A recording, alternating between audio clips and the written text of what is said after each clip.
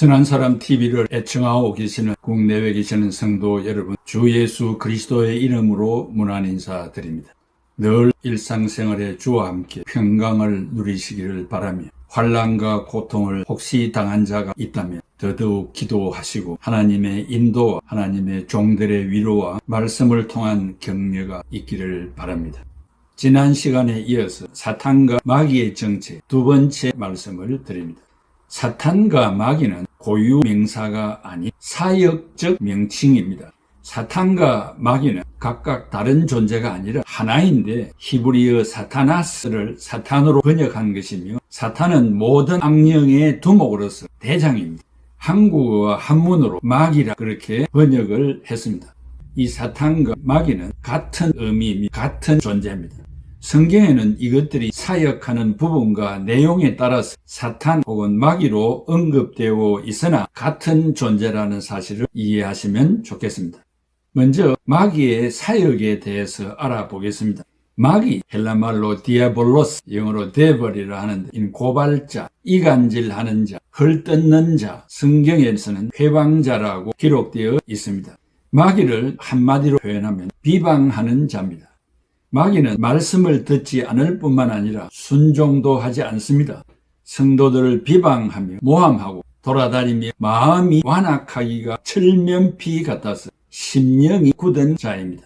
그러므로 마지막 때를 사는 우리들은 정신을 차리고 깨어 있어야 합니다. 지금도 악한 마귀는 우는 사자와 같이 삼킬 자를 찾아서 두루 다니고 있다고 말했습니다. 베드로전서 5장 8절에 근신하라 깨어라, 너희 대적마귀가 우는 사자같이 두루 다니며 삼킬 자를 찾나니.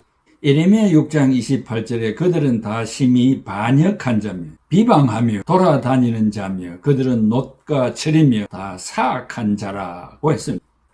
마귀는 비방을 하는데 누구를 비방합니까? 그 첫째, 하나님을 비방합니다. 마귀는 하나님과 말씀을 자기 발의 때보다도 못하게 여기고 비방합니다. 결국 마귀는 하나님의 명령을 불순종하게 하여 추방을 당하여 끊어지고 맙니다. 마귀는 성도들로 하여금 죄를 범하게 하여 그 굴레에서 벗어나지 못하도록 올갈미를 둘러 씌웁니다. 그러므로 성도들은 하나님을 원망하고 말씀을 경히 여기는 자들을 눈여겨보고 그 배후에 마귀가 역사하고 있음을 명심하고 그 유혹에 빠지지 않도록 주의해야 합니다.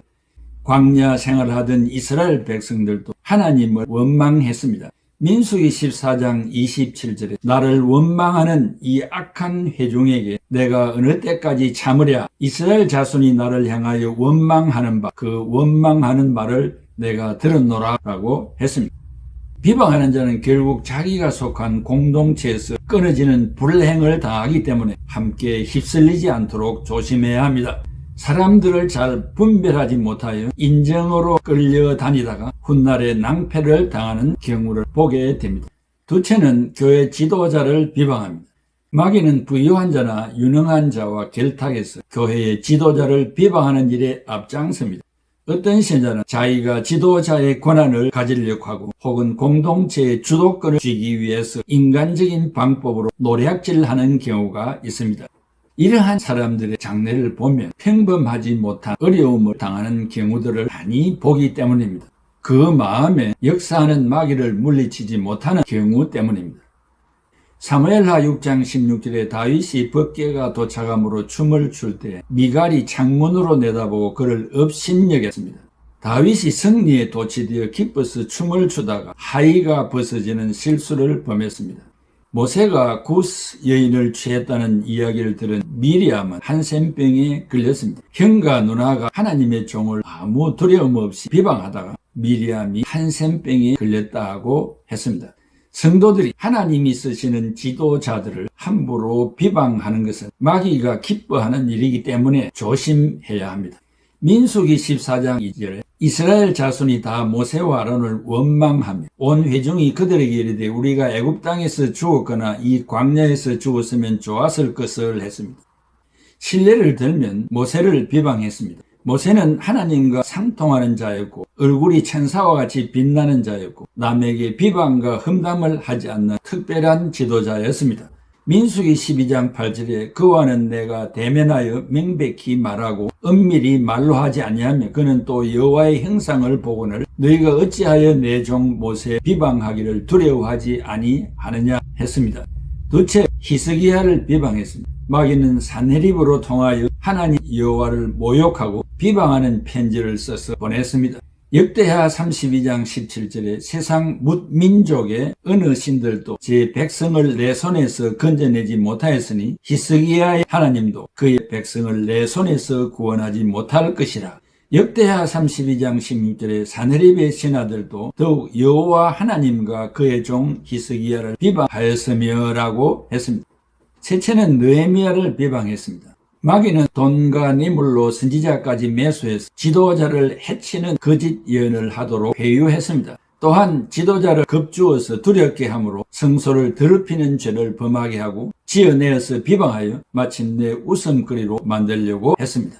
항상 마귀에게는 지도자를 무시하고 헐뜯고 비방하는 속셈이 있다는 것을 간과해서는 안 됩니다. 느헤미야 6장 13절에 그들이 뇌물을 준 까닭은 나를 두렵게 하고 이렇게 함으로 범죄하게 하고 악한 말을 지어 나를 비방하려 함이니라고 했습니다. 넷째 다윗과 시편 기자들을 비방했습니다.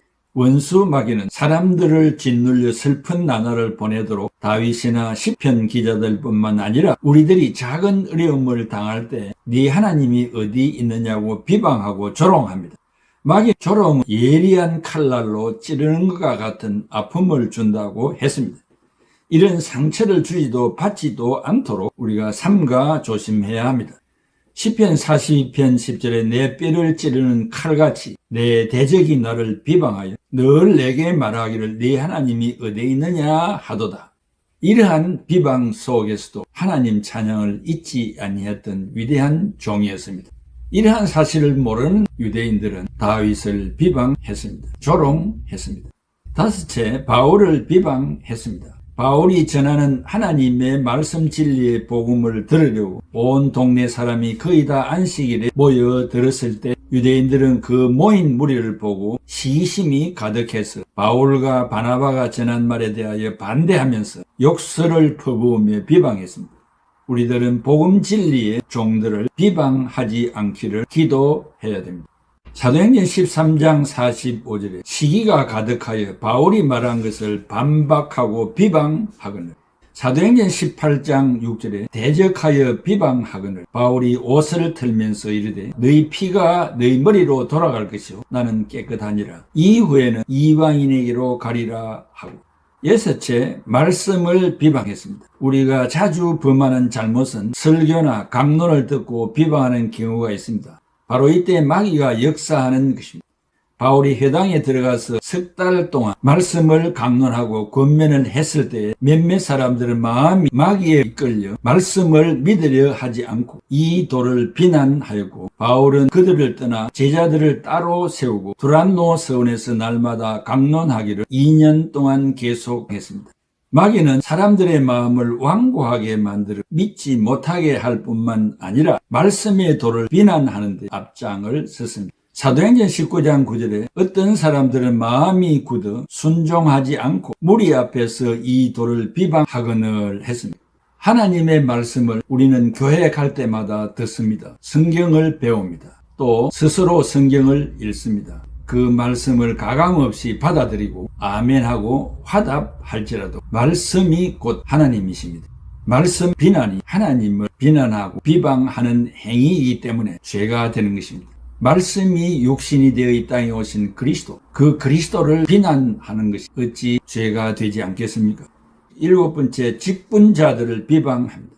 교회 안에서 은혜를 받고 헌금 생활이나 봉사 생활에 앞장서는 직분자들이 있습니다. 자기는 실천하지도 못하면서 다른 사람들이 하는 일을 시기 질투하여 비방하는 자들이 있습니다. 고린도후서 8장 23절에 디도로 말하면 나의 동력자요 너희를 위한 나의 동력자요 우리 형제들로 말하면 여러 교회의 사자들이요 그리스도의 영광이니라 라고 했습니다. 어떤 신자는 신앙생활 수년이 흘렀지만 신앙은 안전뱅이가 되어 헌신하는 자들을 향하여 하지 못하게 하고 또 할 필요가 없다고 선동하는 자들이 있습니다. 교회를 위하고 그리스도의 복음 전파를 위한 사역에 충성하며 봉사하는 직분자들을 적대시하고 비방하는 자들이 있습니다. 이런 사람들의 신앙 상태를 보면 다른 사람들이 잘 하고 있으니 나는 안 해도 된다는 논리입니다. 그들은 아무 일도 하지 못하면서 남의 덕에 상급받자는 논리를 펴고 있습니다. 고린도 후서 12장 20절에 다툼과 시기와 분냄과 당 짓는 것과 비방과 수군거림과 거만함과 혼란이 있을까 두려워하고 라고 했습니다. 사랑하는 성도 여러분, 성령 받은 우리의 마음속에 마귀에 이끌려서 마귀의 유혹에 잠겨서 비방하고 험담하고 시기하고 다투고 분열하고 나누어지는 것은 아주 잘못된 일입니다. 사탄을 기쁘게 하는 일입니다. 하나님이 원치 아니하는 일입니다. 그렇게 하지 말라고 말하는 것이 교육하는 것이 품성교육입니다. 인성교육이기도 합니다. 우리가 하나님 앞에 서는 날까지 우리 각자의 마음에 기쁨과 즐거움과 하나님 찬양만 있어야 합니다. 물론 이 세상에서 슬픔과 괴로움과 원망과 질투가 없을 수는 없지만 이것을 그리스도의 이름으로 억제하고 물리치고 성령의 인도를 받아야만 우리의 미래가 형통하다는 사실입니다. 이 마귀의 특징들이 비방하는 일입니다. 험담하는 일입니다. 다투고 시기하고 분내는 것입니다. 왜 성질을 내십니까? 왜 화를 내십니까? 누구를 위하여 칼을 뺍니까? 전적으로 자기를 위한 일 아닙니까? 이 마귀를 물리치는 일에 성공자들이 되기를 진심으로 바랍니다. 기도하겠습니다. 고마우신 아버지 하나님, 은혜와 사랑을 감사합니다. 성령이 우리 마음속에 역사하시지 아니하면 거짓투성의 이 세상 사람들과 다를 바가 무엇이 있겠습니까? 자기 좋을 대로 살아가는 사람이 우리 주변에 얼마나 많습니까? 바람 부는 대로 물결 치는 대로 휩쓸려 다니면서 살아가야 할 우리들이 아닙니까?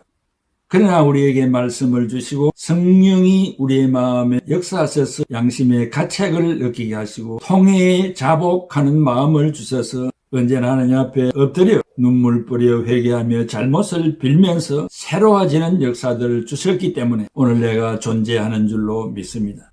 이 말씀을 듣는 우리 애청자들에게 특별한 은혜를 주셔서 주 오실 때가 임박한 마지막 때에 이 사탄 마귀의 역사가 강하다는 사실을 재인식하게 하시고 이 강론들이 우리 애청자들에게 큰 유익이 되게 하시고 하루하루의 지침이 되게 하여 주시옵소서. 예수 그리스도의 이름으로 기도하옵나이다. 아멘.